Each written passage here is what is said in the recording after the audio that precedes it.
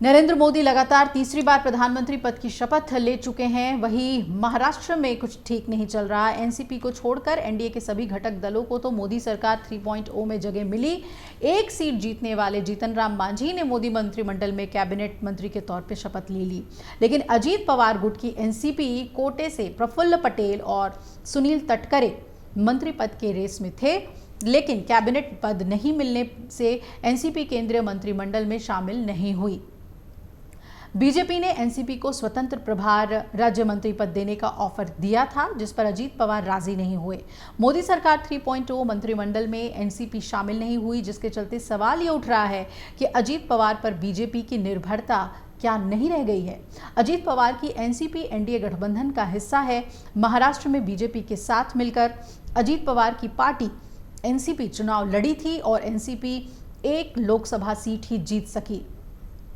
Sunil Tatkare NCP के सांसद बने हैं और प्रफुल्ल पटेल राज्यसभा सांसद हैं। बीजेपी ने एनसीपी ने मोदी मंत्रिमंडल में एक स्वतंत्र प्रभार राज्य मंत्री पद का ऑफर दिया था, जिसे अजीत पवार ने स्वीकार नहीं किया। अजीत पवार ने कहा कि प्रफुल्ल पटेल तो कैबिनेट मंत्री के तौर पर केंद्र में काम कर चुके हैं। ऐसे में स्वतंत्र प्रभार का पद लेना एक डिमोशन की तरह होगा और ये हमें ठीक नहीं लगा।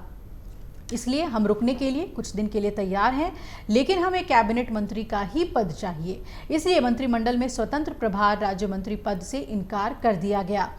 एनसीपी नेता प्रफुल्ल पटेल ने भी ये बात कही। महाराष्ट्र की सियासत में बीजेपी ने अजीत पवार को जिस राजनीतिक मकसद के लिए साथ लिया था, उसमें वो सफल नहीं रहे। अजीत पवार की एनसीपी ने जिन 4 सीटों पर चुनाव लड़ा, उनमें से सिर्फ एक पर जीत ही दर्ज कर सकी और कुल मिलाकर 3.6% वोट शेयर ही हासिल किया। महाराष्ट्र के 10 में से 8 सीटें जीतकर शरद पवार ने कौन असली एनसीपी है, इस बहस को पूरी तरह से खत्म कर दिया है। ऐसे में अजीत पवार और उनकी एनसीपी का सियासी भविष्य अब सवालिया निशान उस पर लग रहे हैं।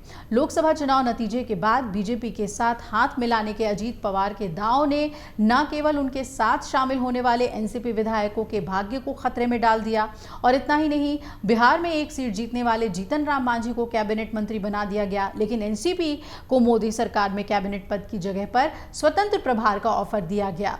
इससे एनसीपी ने स्वीकार नहीं किया है और अजीत पवार ने भले ही शपथ ग्रहण समारोह में पहुंचकर अपनी उपस्थिति दर्ज कराई, लेकिन उनकी पार्टी का कोई भी मंत्री नहीं बना। ऐसे में अजीत पवार और उनकी एनसीपी ऐसी स्थिति में कैसे पहुंची जहां वो इस समय है। तो महाराष्ट्र में उद्धव ठाकरे के एनडीए से अलग होकर विपक्षी खेमे में जाने के बाद बीजेपी ने पहले शिवसेना के एकनाथ शिंदे को सिर्फ साथी नहीं मिलाया, बल्कि सूबे की सत्ता की कमान सौंपी। और इसके साथ ही जून 2023 में शरद पवार के खिलाफ तख्ता पलट करने वाले अजीत पवार ने अपने साथ उन्हें भी मिला लिया। अजीत पवार ने एनसीपी पर कब्जा कर लिया और महाराष्ट्र में बीजेपी के साथ हाथ मिलाकर उप मुख्यमंत्री बन गए। एकनाथ शिंदे की शिवसेना को बहुत निराशा हुई, क्योंकि अजीत पवार ने अपनी पार्टी के लिए महत्वपूर्ण विभाग ले लिए। अजीत ने खुद डिप्टी सीएम बनने और वित्त मंत्रालय संभालने के साथ ही कैबिनेट में कृषि, खाद्य, उपभोक्ता मामले, महिला एवं बाल विकास, खेल, चिकित्सा, शिक्षा और आपदा प्रबंधन जैसे अहम विभाग अपने पाले में ले लिए। और अजीत पवार ने पुणे क्षेत्र के संरक्षक मंत्री का भी पदभार संभाला। बीजेपी ने अजीत पवार को उनकी हर मुराद पूरी की, लेकिन केंद्र में अजीत पवार की मुराद पूरी नहीं हुई है। अब अजीत पवार कह रहे हैं कि हम इंतजार करेंगे, लेकिन लगता है कि ये अदावत अब लंबी चलने वाली है। अगर आप ये वीडियो YouTube पर देख रहे हैं तो हमारे चैनल को सब्सक्राइब करें और बेल आइकन को दबाना ना भूलें। अगर आप Facebook पर ये वीडियो देख रहे हैं तो हमारे पेज को लाइक करें।